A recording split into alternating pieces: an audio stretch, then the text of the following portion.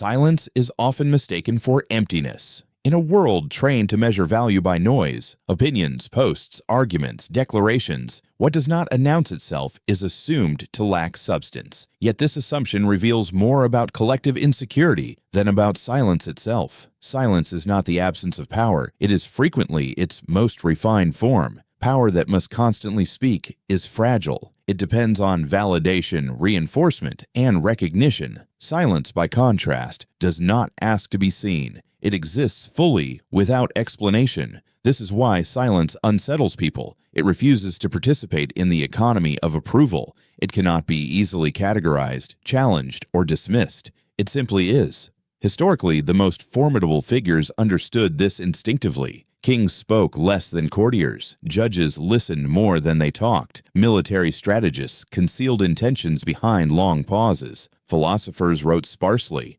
knowing that what is left unsaid forces the reader to engage actively. Silence was never weakness. It was a deliberate withholding of energy. Speech leaks power. Every word reveals position, desire, fear, and intent. When someone speaks excessively, they broadcast their inner state without realizing it. Anxiety fills gaps. Ego demands acknowledgement. Insecurity rushes to clarify. Silence does none of this. Silence conceals. And what is concealed cannot be easily controlled. This is why silence is perceived as threatening. When you encounter someone who does not rush to explain themselves, who does not compete for attention, who does not react immediately, your mind begins to fill the void. You project motives. You imagine depth, strategy, judgment. The silent person becomes a mirror, and most people are uncomfortable seeing themselves reflected without distortion. Arthur Schopenhauer observed that intelligence often expresses itself through restraint. The shallow mind speaks to assert existence. The deep mind waits.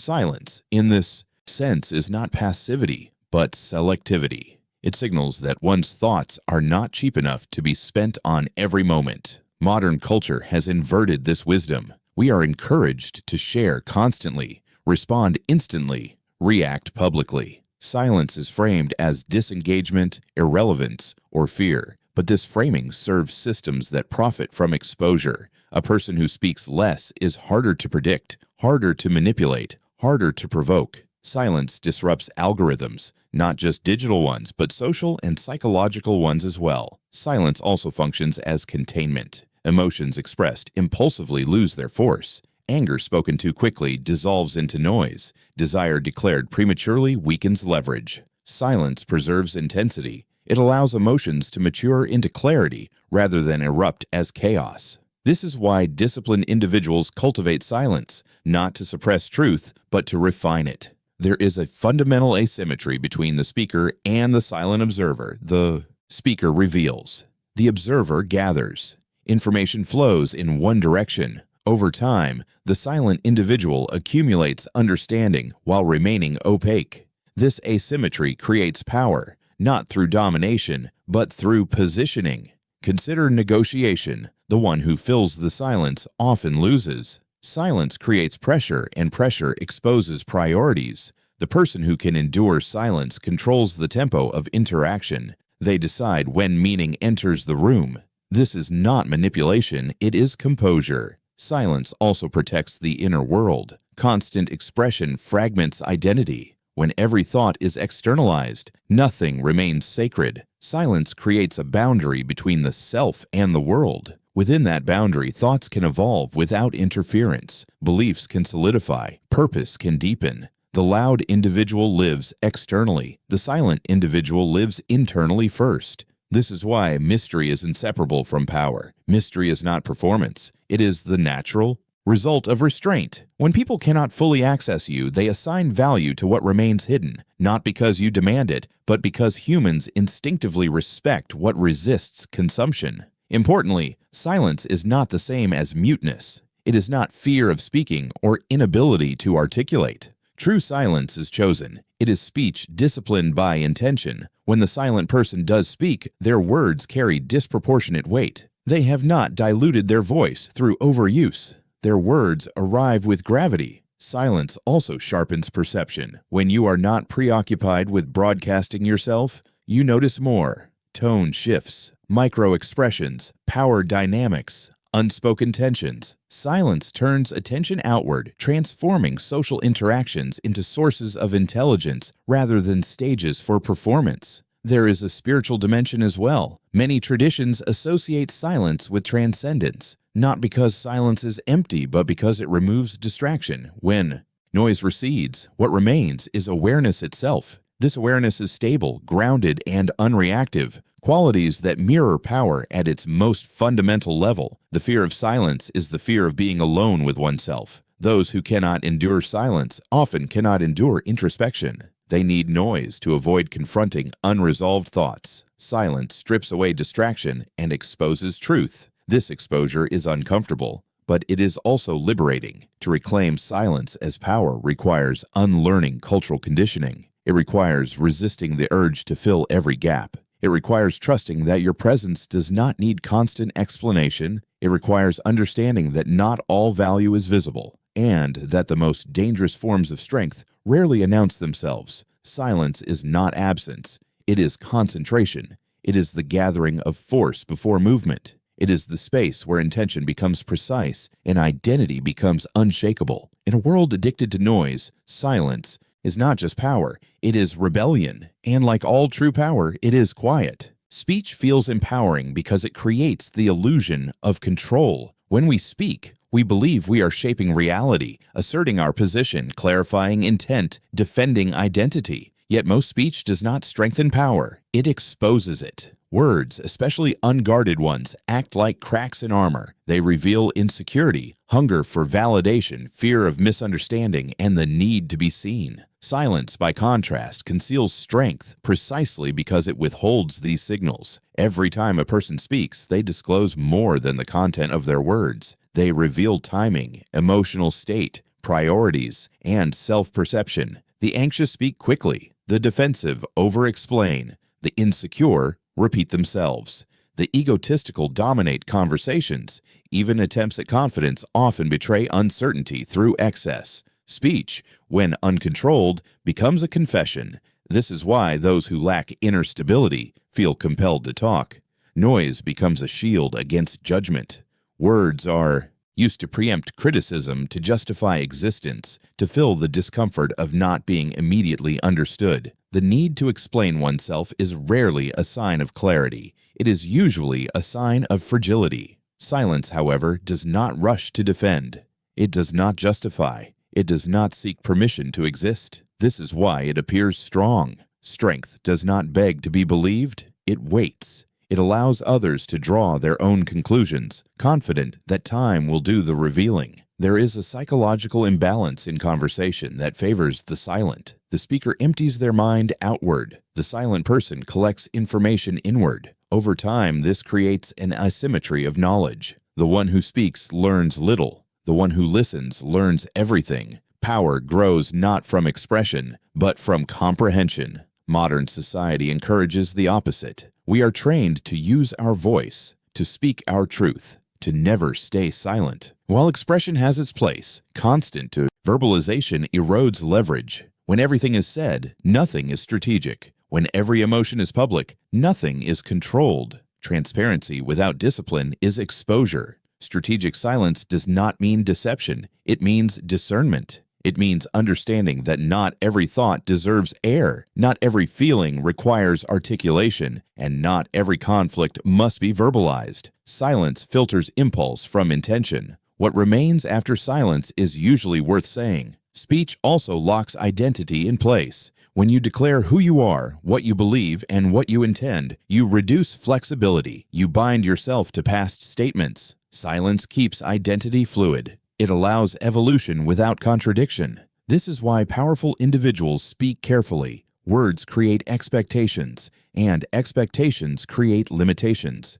Consider conflict. The person who reacts verbally often loses control. Anger spoken aloud becomes predictable. Insults reveal wounds. Justifications expose doubt. Silence, on the other hand, denies the opponent leverage. It offers nothing to attack. It frustrates escalation. It shifts power by refusing to play the expected role. This is why silence is often mistaken for arrogance or intimidation. It disrupts social scripts. People expect reassurance, agreement, or resistance. Silence offers none. It forces others to confront their own assumptions. In that moment, they become psychologically off balance. Speech also diminishes mystery. The more you explain yourself, the more ordinary you become. Mystery is not created by theatrics, but by restraint. When people cannot fully read you, they attribute depth. When they cannot predict you, they respect you. Silence preserves this unpredictability. There is also an energy cost to speech. Constant talking dissipates focus. It fragments attention. Silence conserves energy. It allows thought to deepen rather than scatter. This conservation is subtle but powerful. Over time, the silent individual appears calmer, steadier, and more grounded, not because they are doing more, but because they are wasting less. Silence also protects against manipulation. Those who talk too much reveal emotional triggers. Once revealed, these triggers can be exploited. Silence hides vulnerabilities. It forces others to guess, and guessing weakens their strategy. You cannot easily control what you do not understand. Importantly, silence does not mean permanent withdrawal. It means timing. The strength of speech lies not in frequency, but in precision. When someone who is usually silent finally speaks, attention sharpens. Their words are not lost in noise.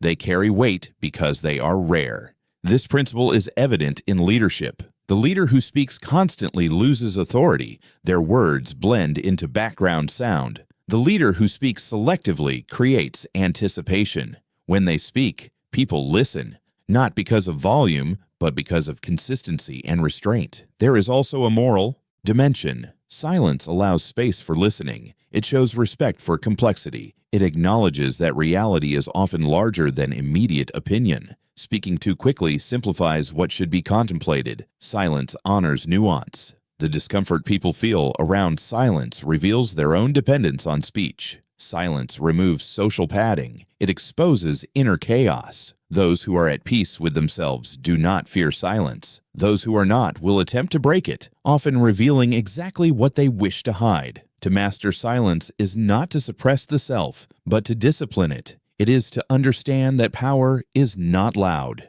It does not announce itself. It operates quietly, efficiently, without the need for witnesses. Speech reveals because it leaks intention. Silence conceals because it preserves choice. In every interaction, you are either giving information away or gathering it. The wise know when to speak, but the powerful know when not to. In a world overflowing with words, silence is no longer emptiness. It is advantage. Human beings are pattern-seeking creatures. We survive by reading faces, predicting intentions, decoding tone, and anticipating behavior. From childhood, we learn that understanding others gives us safety and control. This instinct runs so deep that when it is denied, when a person resists interpretation, it triggers discomfort, suspicion, and even fear. The unreadable man represents this denial. He does not offer emotional cues, predictable reactions, or verbal self-disclosure, and because of this, he becomes a psychological threat, not through aggression, but through opacity. Most social interactions rely on mutual transparency.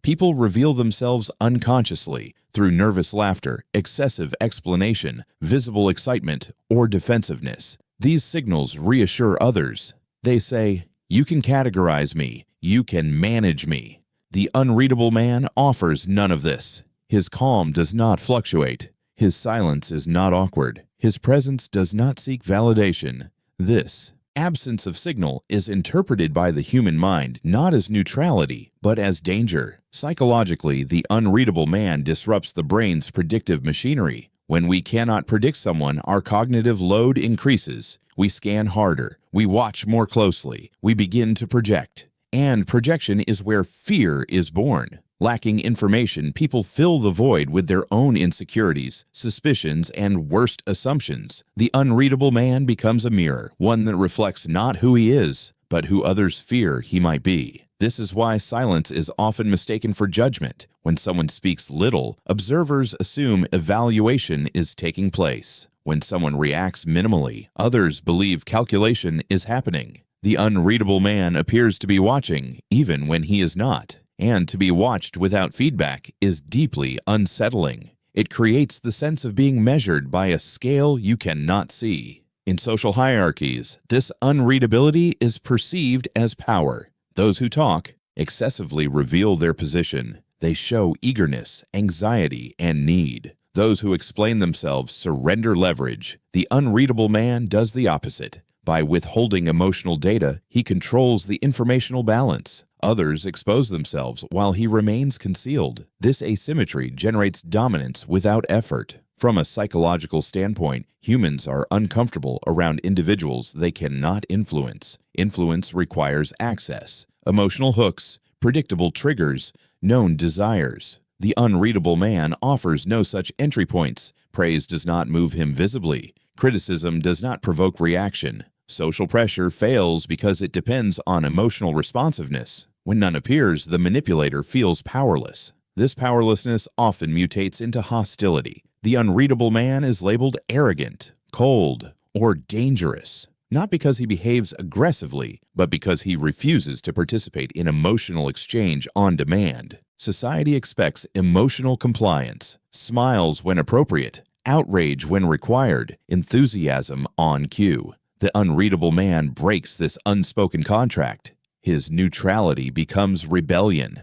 There is also a deeper evolutionary layer at work. In ancestral environments, unpredictability equaled threat. A creature that could not be read, one whose intentions were unclear, posed greater danger than an openly hostile one. The brain still carries this wiring. When faced with someone emotionally unreadable, the nervous system remains on alert. This is not a conscious judgment. It is an instinctive response. Yet the unreadable man does not create fear. He reveals it. He exposes how much people rely on emotional certainty to feel safe. His presence forces others to confront their dependence on reassurance. In this sense, he is not threatening because of what he does, but because of what he withholds. Importantly, unreadability is not the same as deception. The unreadable man is not hiding lies. He is guarding access. He does not perform emotions for comfort. He does not overshare to appear trustworthy. His restraint is deliberate. He understands that emotional exposure, when unearned, is vulnerability without strategy. This restraint is often mistaken for superiority. In truth, it is self-possession.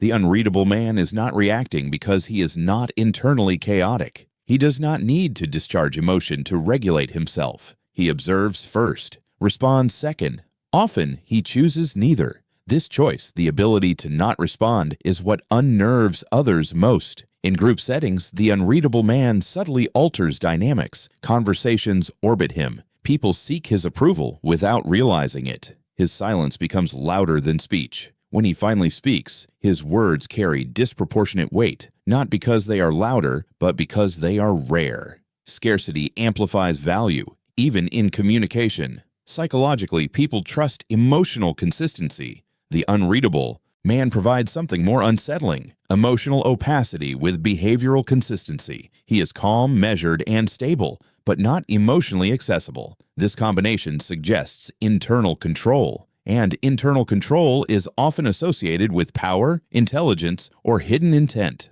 Ultimately, the psychological threat of the unreadable man lies in this: he cannot be reduced. He cannot be easily labeled, categorized, or managed. He resists the mental shortcuts people rely on to navigate social life. In doing so, he forces others into a state of heightened awareness, and awareness is uncomfortable. The unreadable man does not dominate through intimidation. He dominates through absence. Absence of reaction, absence of explanation, absence of emotional noise. In a world addicted to oversharing, this restraint feels unnatural, and anything that feels unnatural to the social mind is quickly deemed dangerous. Yet this danger is an illusion. The unreadable man is not a threat to others. He is a threat to their illusions of control. Human society operates on an invisible currency: influence. Every interaction carries an attempt, subtle or overt,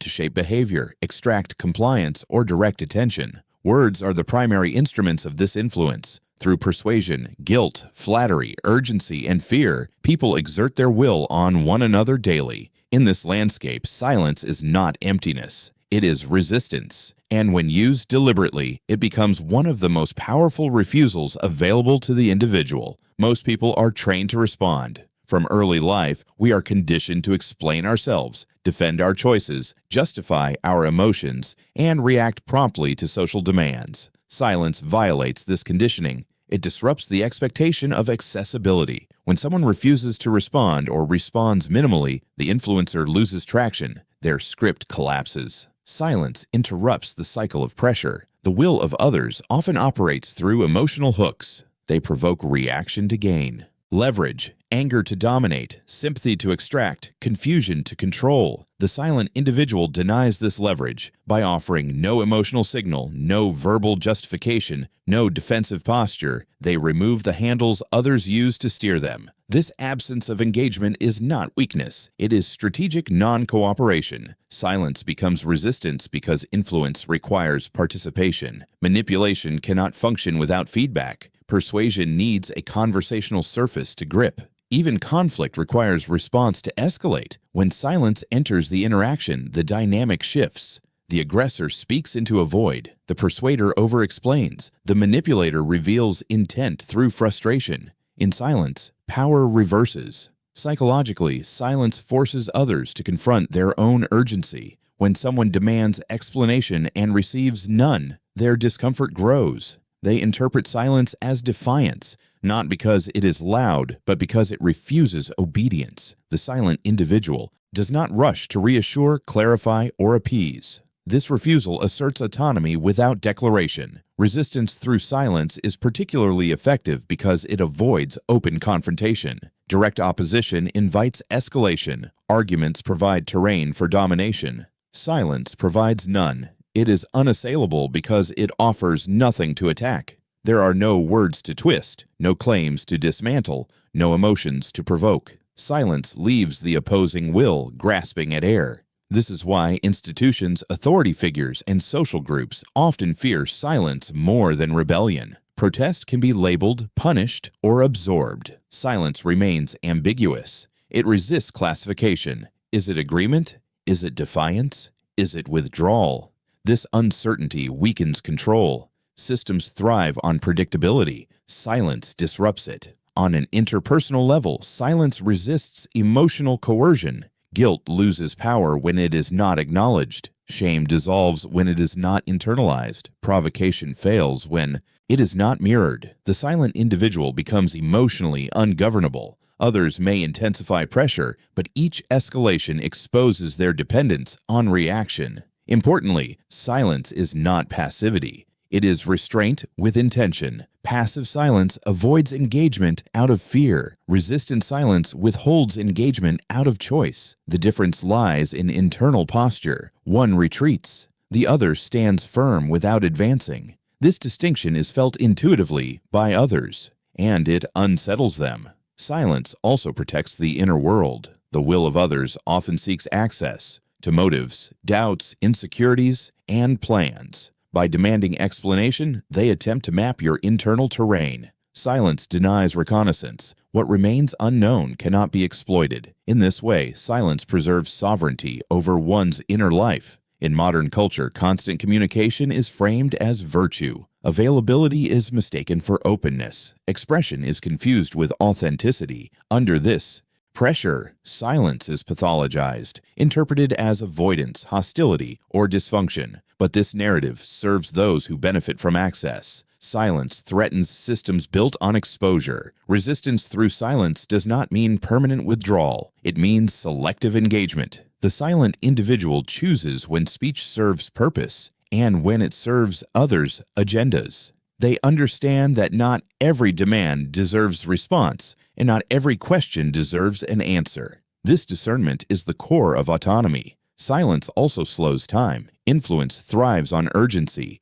Answer now, decide now, react now. Silence removes the clock. By not responding immediately, the individual regains temporal control. This delay weakens impulsive manipulation and restores deliberate choice. Often, the pressure dissolves on its own once urgency is denied. There is also a moral dimension to silence as resistance. Not every social expectation deserves compliance. Not every norm aligns with integrity. Silence allows refusal without spectacle. It preserves dignity by declining to argue against positions unworthy of debate. In this sense, silence becomes ethical minimalism, doing less harm by saying less. Those who rely on dominance interpret silence as challenge. Those who rely on persuasion interpret it as obstruction. Those who rely on emotional exchange interpret it as rejection. In each case, silence resists the will being imposed. It redraws the boundary between self and other. Over time, the silent individual develops a reputation, often misunderstood, sometimes feared, but always respected at a distance. People learn that access must be earned, that pressure fails, that emotional force finds no purchase. This reputation is not built through assertion, but through consistency. Ultimately, silence as resistance is the quiet affirmation of self-rule. It says, without words, I choose what enters my mind, what leaves my mouth, and what shapes my actions. In a world crowded with demands, opinions, and agendas, this choice is radical. Silence does not seek to overpower the will of others. It simply refuses to be overpowered. Silence has always unsettled the social mind. In a world where speech is currency and visibility is survival, those who speak less appear to stand apart from the crowd. This distance is often misinterpreted as elevation. People do not simply notice silence, they assign meaning to it. And more often than not, that meaning is superiority. Not because silence inherently claims dominance, but because the human psyche projects power onto what it cannot easily explain. Most social hierarchies are constructed through signaling. People announce competence, morality, intelligence, and status through words.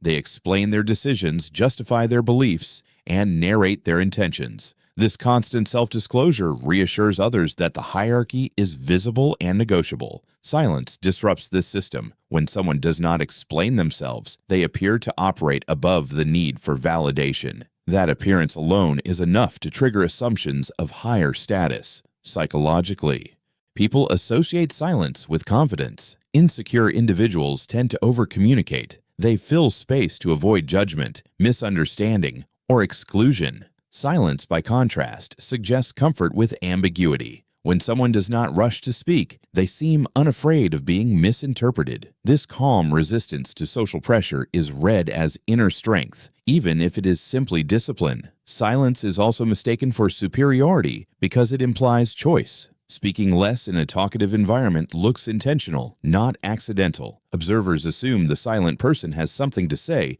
but does not need to say it. This assumption grants imagined depth. Silence becomes a container into which others pour intelligence, wisdom, or strategic thinking. The less information available, the more room there is for projection. This projection is reinforced by cultural narratives. Philosophers, leaders, and powerful figures are often depicted as reserved, contemplative, and sparing with words. Silence has been mythologized as the posture of the thinker, the ruler, the mastermind. When someone mirrors this posture, even unconsciously, the archetype activates. The mind fills in the rest. There is also a strategic dimension. In conversations, the one who speaks less often listens more. Listening gathers information. Information creates advantage. People intuitively sense this imbalance. When they talk freely and receive little in return, they feel exposed. Exposure creates vulnerability. Vulnerability breeds the belief that the other holds power. Silence, in this way,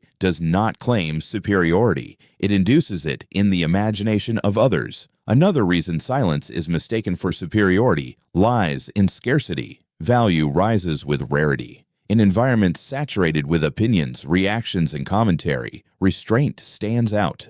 When someone speaks rarely, their words gain weight. This effect is retroactive. Observers conclude that the silence itself must be intentional and grounded in confidence. Otherwise, it would not be sustained. Silence also resists comparison. Words invite evaluation. Once spoken, ideas can be judged, challenged, or dismissed. Silence offers no surface for comparison. Without verbal benchmarks, others cannot easily measure themselves against the silent individual. This ambiguity creates perceived hierarchy. The mind assumes the worst or the best. Importantly, silence breaks the feedback loop most people rely on to calibrate social standing. Compliments, laughter, agreement, and disagreement all serve as cues. The silent person provides few cues. This absence destabilizes others' sense of position. When people cannot locate themselves relative to someone, they often assume they are beneath them. Silence is also misread as emotional control. Emotional volatility is associated with weakness.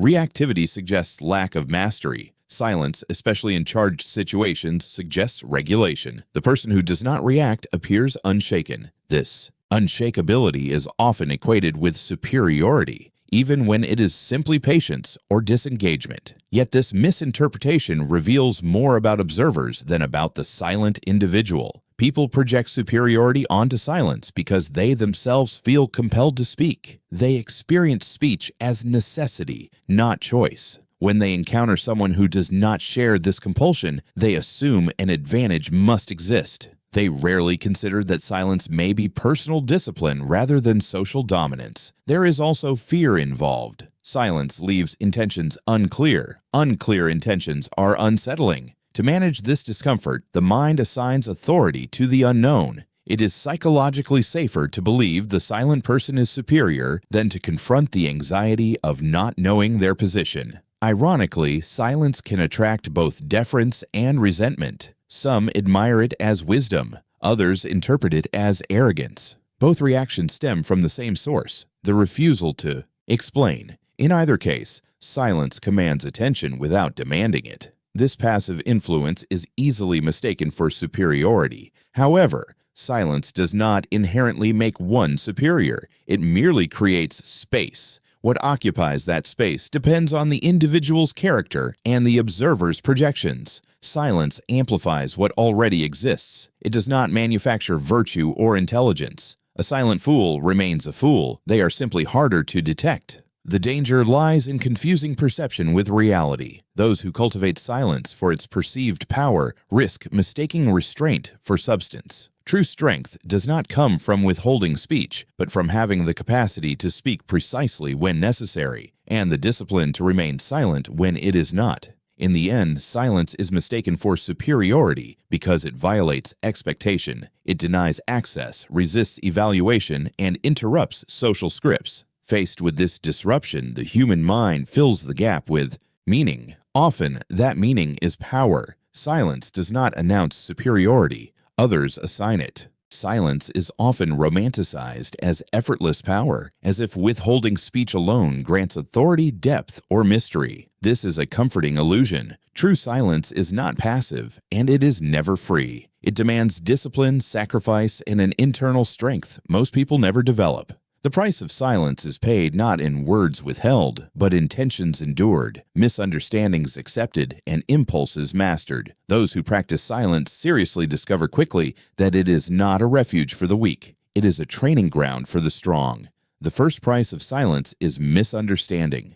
A silent person forfeits the ability to constantly correct others' interpretations. When you do not explain yourself, people will fill the vacuum with their own assumptions, projections, and fears. Some will see arrogance, others will see ignorance. Some will suspect hostility, superiority, or hidden agendas. Silence invites interpretation, and interpretation is rarely generous. To remain silent, despite this, requires a thick psychological skin. Most people speak not because they have something important to say, but because they are desperate to be understood. Silence demands that you accept being misread without rushing to rescue your image. This leads to the second cost, loneliness. Speech is social glue. It reassures, entertains, signals belonging. Silence disrupts this rhythm. A quiet individual often finds themselves slightly outside the group, never fully absorbed into the noise-driven intimacy of constant exchange. This isolation is subtle but persistent. You may be present, yet not invited inward. To endure this without resentment requires inner completeness.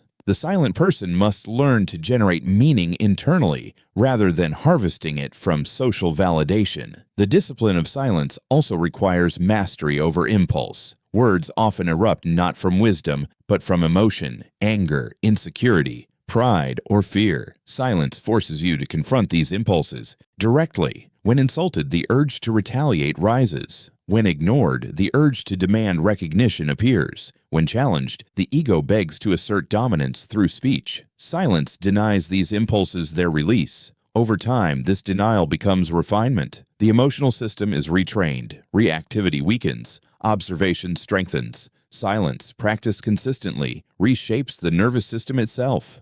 Another price of silence is the loss of immediate power. Words can manipulate, persuade, charm, intimidate, or deflect. By remaining silent, you give up these short-term tools. You cannot steer conversations easily. You cannot soften tension with humor or assert control with volume. Silence accepts vulnerability in the moment for leverage in the long run. This is why silence feels risky. It removes the illusion of control and replaces it with patience. Those who cannot tolerate uncertainty will abandon silence quickly. Yet it is precisely this delayed reward that makes silence powerful. Discipline transforms silence into a signal. When someone who could speak chooses not to, their quiet becomes intentional. Others sense restraint. They feel the presence of unexpressed thought, of withheld judgment. Silence then gains weight. Words become scarce, and scarcity increases value. When the silent person finally speaks, attention sharpens, meaning condenses. Speech becomes an event rather than background noise. However, disciplined silence is not muteness. It is selective expression. The silent individual does not fear speech. They respect it. They understand that words are irreversible forces. Once released, they shape perception permanently. Silence is the pause before consequence. It is the filter that prevents regret. Through discipline, silence becomes an ethical stance, a refusal to pollute the world with unnecessary noise. The internal work required to maintain silence is substantial. One must develop clarity of thought, emotional regulation, and self-trust. Without clarity, silence becomes confusion. Without regulation, it becomes repression. Without self-trust, it becomes cowardice. True silence rests on an inner foundation, the confidence that not speaking will not erase your worth. This confidence is rare because most people outsource their value to reaction and response. Silence also demands humility. To speak is to assert that one's thoughts deserve space. To remain silent is to acknowledge that not every thought must exist outside the mind. This humility is misunderstood as weakness in a culture obsessed with expression. But restraint is not absence, it is containment. The disciplined individual learns to hold complexity without needing applause. There is also a moral cost to silence. Silence can protect, but it can also enable. Knowing when silence is strength and when it is avoidance is part of the discipline. Silence should never be a refuge for fear when truth demands articulation. The disciplined individual learns discernment, when to endure misunderstanding, and when to break silence because the cost of quiet has become greater than the cost of speech. This judgment cannot be outsourced to rules. It is cultivated through experience. Over time, the price of silence becomes its reward. What once felt isolating becomes grounding. What once felt tense becomes calm. The mind grows less cluttered. Observation sharpens. Interactions become strategic rather than compulsive. You begin to see how much of the world speaks not to communicate, but to discharge anxiety. Silence places you outside this cycle. You are no longer dragged by every emotional current. Ultimately, silence is a discipline of sovereignty. It declares that your inner world does not require constant exhibition. It asserts that your thoughts are not public property. It trains you to act rather than react, to choose rather than spill. The price is paid in discomfort, restraint, and solitude. But the return is self-mastery. Silence is not the absence of voice. It is the command of it. And like all command, it is earned through discipline, not desire.